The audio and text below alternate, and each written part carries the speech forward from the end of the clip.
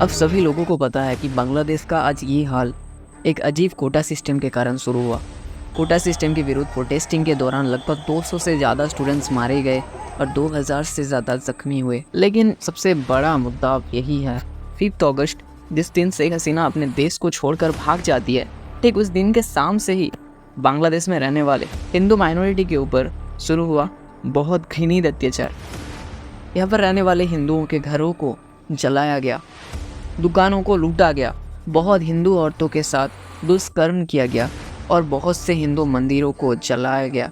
मंदिर के अंदर जितने भी मूर्ति था उनको तोड़ा गया, हिंदू भावनाओं के साथ खिलवाड़ किया गया और बहुत से हिंदू लोगों को ये भी कहा गया कि आप अपने ज़मीन कागजात हम लोगों को दे दो क्योंकि हम आपको प्रोटेक्ट करेंगे। लेकिन सोचने वाली बात तो ये है कि कौन प्रोटेक्ट करेगा और किससे प्रोटेक्ट करेंगे। लेकिन आखिर ऐसा क्यों करा जा रहा है हिंदुओं के साथ? और ये हिंदुओं के ऊपर अत्याचार सिर्फ अभी नहीं हो रहा है। जब भी बांग्लादेश में कोई भी इलेक्शन रिजल्ट या फिर कोई भी डिस्प्यूट हो तब भी इन्हीं हिंदुओं को टारगेट किया जाता है। तो एक्चुअल में इसके पीछे किसका हाथ है? कौन सी संगठन ऐसा घिनौनी हरकत कर रहा है? क्या ये सच में कोई सांप्रदायिक कोप है, कोई दो धर्म के बीच में, या फिर इसके पीछे है कोई पॉलिटिकल एजेंडा? अगर बहुत से लोगों का माने तो यहाँ पर 3 संगठन हैं जिसके ऊपर ये ब्लेम आ रहा है। लेकिन यहाँ पर बहुत अनसर्टिनिटी है। इन तीनों ऑर्गेनाइजेशन में सबसे ज़्यादा जिसके ऊपर शक जा रहा है वो है जमात इस्लामी, जो एक इस्लामिक संगठन है।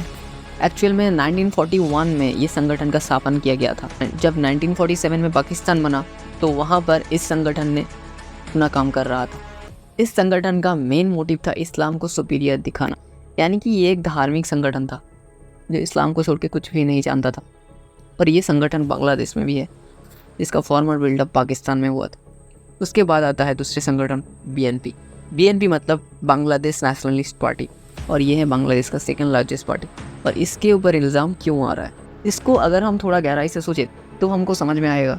खालेदा जिया जो बीएनपी पार्टी से होकर के पहले बांग्लादेश का प्राइम मिनिस्टर थी, उसको शेख हसीना खुद करप्शन और चोरी के जुर्म में जेल भेजी थी। तो सीधा फंडा यहाँ पर यही है, बदनाम करने के लिए हिंदू माइनॉरिटी के ऊपर अत्याचार हो सकता है बीएनपी पार्टी के द्वारा। और तीसरा इल्ज़ाम लगाया जाता है खुद अवामी लीग पार्टी के ऊपर।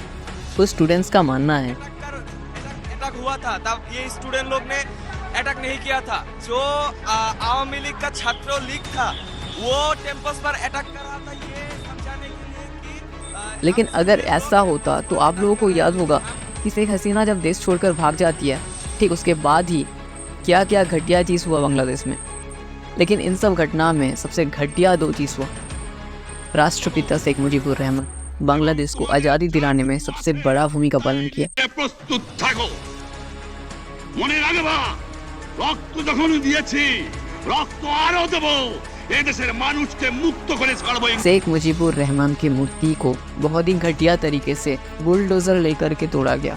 लेकिन दोस्तों यहाँ पर आता है मेन पार्ट। अब आपको समझ में आएगा इन सब के पीछे कौन है असली जिम्मेदार, कौन एक्चुअल में कर रहा है ये हिंदू माइनॉरिटी के ऊपर ये घिनौनी हरकत, और जिसके बारे में कोई भी बात नहीं कर रहा। अगर आप अपने दिमाग में थोड़ा जोर डालेंगे तो आपको इस घटना का और एक पहलू नज़र आएगा जिसको सबने इतना गौर नहीं किया। लेकिन आप अगर थोड़ा सा गौर करेंगे तो आपको समझ में आएगा कि कोई भी स्कूल या कॉलेज में 2 टाइप का स्टूडेंट्स रहता है। एक जो बहुत ओबीडियंट होते हैं, अपने पढ़ाई को अच्छे से करते हैं और अपने टीचर्स को रिस्पेक्ट करते हैं। इन सब स्टूडेंट्स का सोशल वैल्यू भी बहुत अच्छे होते हैं। ये तो हो गया स्टूडेंट्स का पॉजिटिव एक्सट्रीम कंडीशन।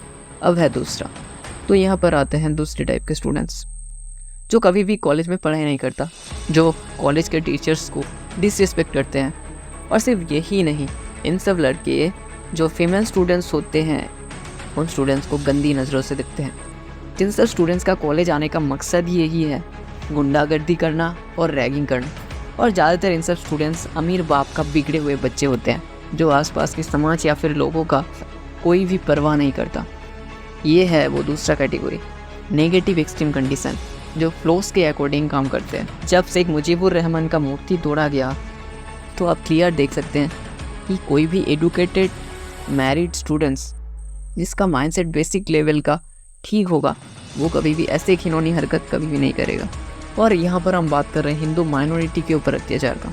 और यहाँ पर ही हम बात करने वाले हैं वो नेगेटिव एक्सट्रीम कंडीशंस के स्टूडेंट्स का, क्योंकि उन लोगों के पास थोड़ा बेसिक मॉरलिटी भी नहीं होता, उन लोगों का कुछ भी बेसिक सेंस नहीं होता कि क्या करना चाहिए और क्या नहीं। और इस हालातों के दौरान जो एक्चुअल में एजुकेटेड स्टूडेंट्स थे वो ट्रैफिक को कंट्रोल किया और रोड को क्लीन किया, हर कोशिश किया कैसे इन हालातों को ठीक किया जाए।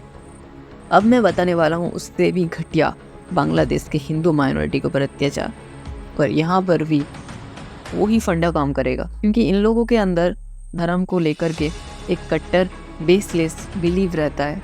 इन सब लोगों में से ज़्यादातर लोग अपने धर्म के बिना किसी भी धर्म के लोगों को सहन भी नहीं कर सकता। जैसे कि आप जानते हैं कि बांग्लादेश एक मुस्लिम मेजॉरिटी कंट्री है, उन सब स्टूडेंट्स को मौका मिल गया कि इस वायलेंस के टाइम पर वो अपना पर्सनल क्षोभ निकाले हिंदू माइनॉरिटी के ऊपर, और जिस भी संगठन पीछे से काम कर रहा है उसके सामने यही स्टूडेंट्स है। लेकिन अब हिंदू कितना सहन करे। Save Hindus, we want justice, we have right to live in Bangladesh, ये सब स्लोगान के नारे लगाकर सारे हिंदू भाई बहन यूनाइटेड होकर रोड में उतर आया और प्रोटेस्ट करने लगा। इन सब स्टूडेंट्स का एक ही दावा है कि वो भी शांति से बांग्लादेश में रहना चाहते हैं।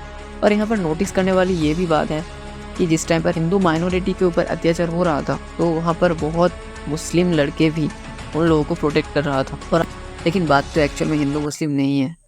हिंदू धर्म ये नहीं सिखाता कि मुस्लिमों को मारो, और मुस्लिम धर्म ये नहीं सिखाता कि हिंदुओं को आप गाली दो, उनके ऊपर अत्याचार करो। ये घटिया काम तो कुछ कट्टरवादी जो सारे धर्म में होते हैं अपने पर्सनल मोटिव के वजह से ही अपने धर्म के लोगों को मैनिपुलेट करके दूसरे धर्म के लोगों के ऊपर उसको भड़काते हैं। लेकिन इन सब बात हम लोगों को कब समझ में आएगा। And this my first video, और मेरा ये कोशिश रहेगा जो एक्चुअल में सच है वो ही आपके सामने पहुँचा।